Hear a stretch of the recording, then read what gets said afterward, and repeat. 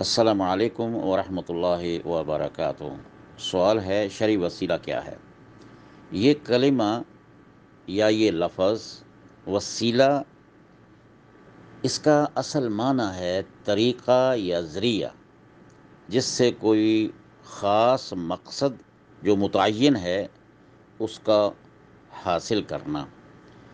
اور شرعی وسیلے سے یہ ہوتا ہے، شرعی وسیلے سے مراد یہ ہے کہ وہ عمل ہے، یعمل بہ، یعمل الانسان یتقرب بہ الی اللہ سبحانہ و تعالی، کہ وہ عمل کیا جائے جس سے اللہ کا قرب حاصل ہو۔ جب اللہ کا قرب حاصل ہوگا پھر اللہ سے مانگیں گے تو اس کو وسیلہ کہا جاتا ہے۔ اب شرعی لحاظ سے اس کی حیثیت کیا ہے؟ تو نبی کریم صلی اللہ علیہ وسلم نے جو تعلیمات ارشاد فرمائی ہیں، صحابہ کرام نے جو آپ سے اخذ کیا ہے آپ کی زندگی مبارک میں، تو وہی آپ کے سامنے پیش کر دیتے ہیں تاکہ آپ کو یہ بات سمجھ آ جائے۔ دیکھیے، جب بھی ضرورت ہوتی تھی، مثال کے طور پر، موضوع تو بہت طویل ہے، مثال کے طور پر جب بارش نہیں ہوتی تھی، بارش جب نہیں ہوتی تھی تو کیا صحابہ کیا کہتے تھے؟ یا رسول اللہ، ہم بہت ہی اس وقت پریشانی کے عالم میں ہیں، بارش نہیں ہو رہی، تو آپ یہ ارشاد فرمائیے، ہمارے لیے دعا کیجیے۔ تو نبی کریم صلی اللہ علیہ وسلم ممبر پہ ہی دعا کرتے ہیں، خطبہ دیتے ہیں، دعا کرتے ہیں، اور اللہ رب العالمین بارش عطا فرما دیتا ہے۔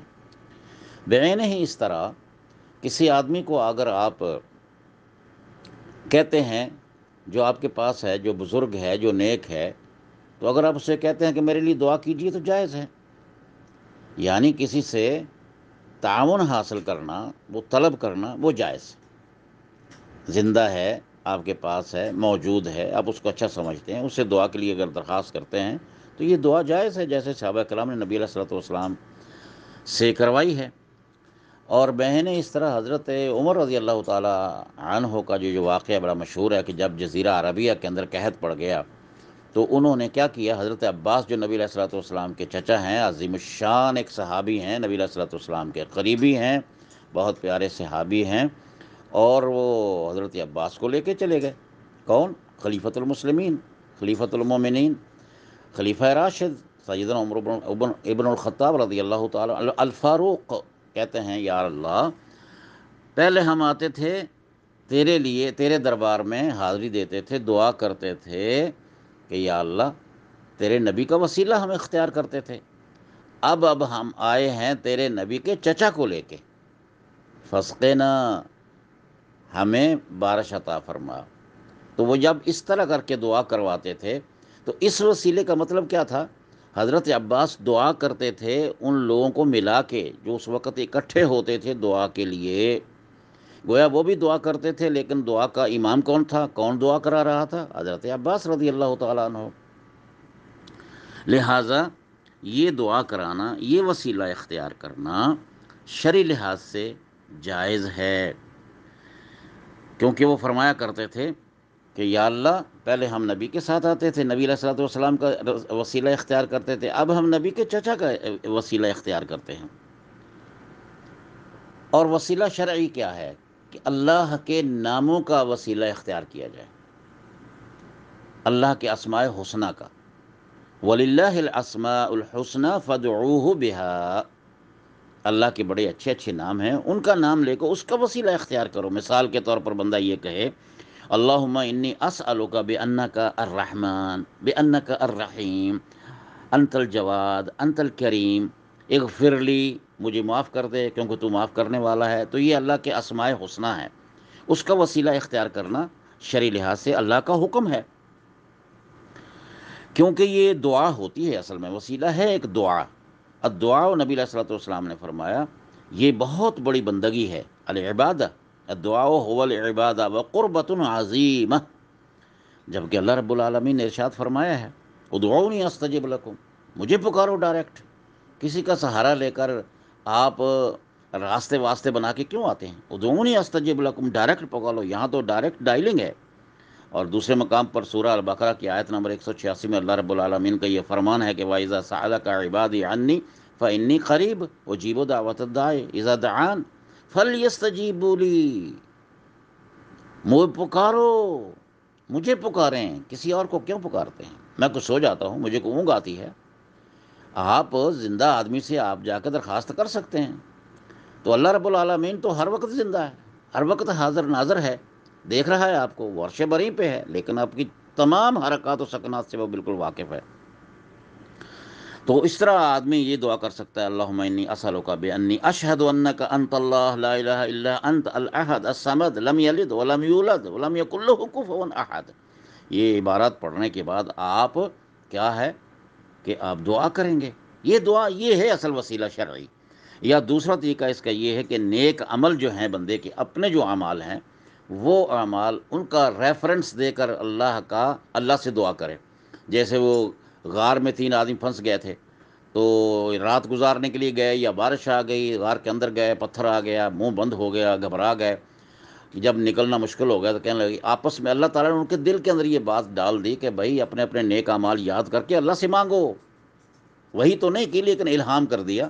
تو انہوں نے آپس میں مشورہ کر لیا کہ اپنی اپنی نیکیاں یاد کرو۔ تو ایک آدمی نے کہا، یا اللہ تو جانتا ہے میرے ماں باپ بوڑھے تھے، میں جب بکریاں چرا کے واپس آیا کرتا تھا تو میرے بچے بڑے محتاج تھے، میری بیوی بڑی محتاج تھی کہ میں ان کو دودھ پلاتا یا ان کو کھانا وانا کھلاتا، لیکن میری یہ ایک عادت بن گئی تھی، جب تک ماں اور باپ کو نہیں پلا دیتا تو میں بالکل بچوں کو نہیں دیتا۔ ایک واقعہ ایسا ہو گیا، ایک رات واپس آتے ہوئے لیٹ ہو گیا، میرے ماں باپ سو گئے، اور میں نے ان کو پلانے کے لیے کھڑا رہا ان کے سرانے، نیند ان کی خراب نہ ہو، تو بیدار بھی نہیں کرتا تھا کہ ان کی نیند نہ خراب ہو جائے، صحت نہ خراب ہو جائے، لہٰذا بچے بلک بلک کے سو گئے، میں نے ان کو نہیں پلایا۔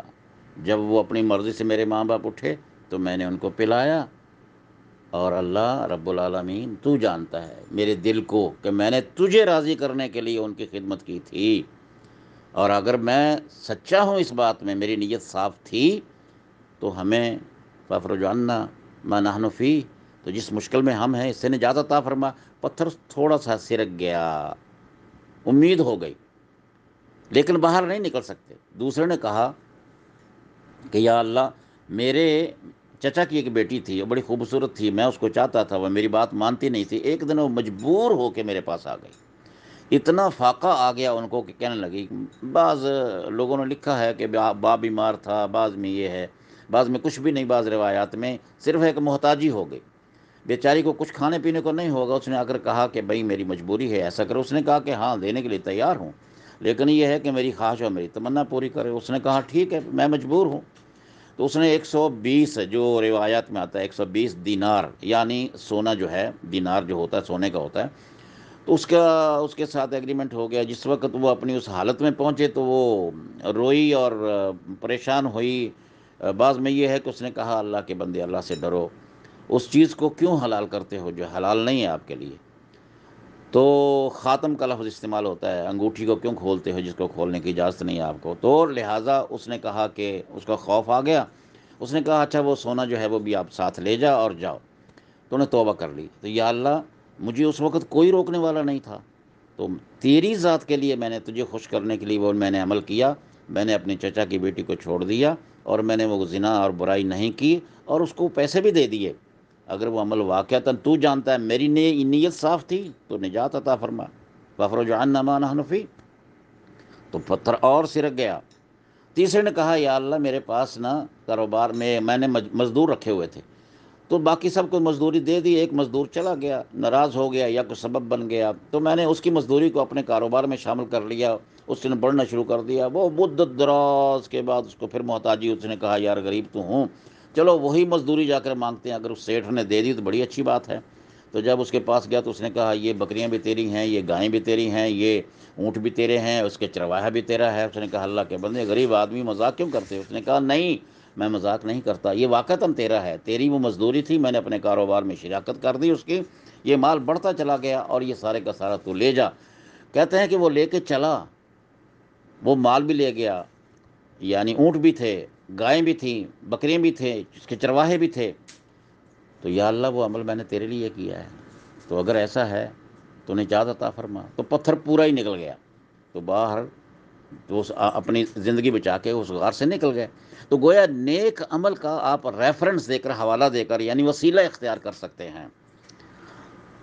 البتہ اب دو باتیں آپ کے ذہن میں آئیں، ایک تو اللہ کی توحید کا وسیلہ دینا، اس کے ناموں کا وسیلہ دینا، اور دوسرا یہ ہے اعمال صالحہ کا وسیلہ دے کر یہ جو ہے نا کہ یا اللہ بجاہ فلاں، بجاہ نبی، بجاہ رسول، بجاہ صحابہ، اور بجاہ خلیفہ یعنی حضرت ابو بکر صدیق، بجاہ عمر، بجاہ عثمان، بجاہ علی مرتضیٰ، اور بجاہ ای واحد، کسی کے بجاہ کا وسیلہ دینا، یہ جو ہے نا یہ جائز نہیں، اور وہ ہے کہ خاص طور پر جب آدمی اس دنیا میں نہ ہو، اس دنیا میں نہ ہو، اس کا وسیلہ اختیار اس سے مانگنا کیسے ممکن ہے؟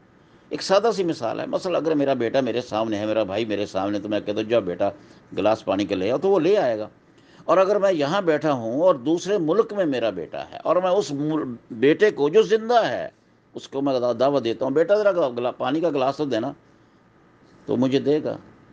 یہ سوال ہی احمقانہ ہوگا۔ لہٰذا جو اس وقت دنیا میں نہیں، جو آپ کے پاس نہیں ہے، وہ وسیلہ اختیار کرنے کے طریقے اللہ رب العالمین نے بتا دیے، اسماء حسنہ کے ساتھ، اللہ کی توحید کے ساتھ، اور نیک اعمال جو ہیں صالحہ، اعمال صالحہ کے ساتھ وسیلہ اختیار کرنا شرعی لحاظ سے بالکل جائز ہے۔ جہاں تک وسیلے کا تعلق ہے کہ یہ ایک مقام ہے جنت میں، اور وہ مقام صرف رسول اللہ صلی اللہ علیہ وسلم کو ملے گا، کیونکہ وہ مقام ایک ہی ہستی کو ملنا ہے، اور وہ ہستی ہے محمد رسول اللہ صلی اللہ علیہ وسلم کی۔ اور اس طرح جو مقام محمود ہے وہ الگ ہے، یہ وسیلہ اور مقام محمود ایک جگہ نہیں، وہ تو یہ جو ہے نا موقف والے لوگ جو ہیں ان کے لیے شفاعت، وہ مقام ہے شفاعت کا، وہ سفارش ہے، تو نبی علیہ الصلوۃ والسلام جو ہے نا وہ شفاعت فرمائیں گے مقام، کس مقام پر؟ جو موقف ہے جنت اور دوزخ کا فیصلہ ہونے سے پہلے، جانے سے پہلے۔ تو امید ہے انشاءاللہ آپ کے اس سوال کا جواب ان گزارشات میں مل گیا ہوگا کہ وسیلہ، شرعی وسیلہ کیا ہے۔ واللہ اعلم بالصواب، والسلام علیکم ورحمۃ اللہ وبرکاتہ۔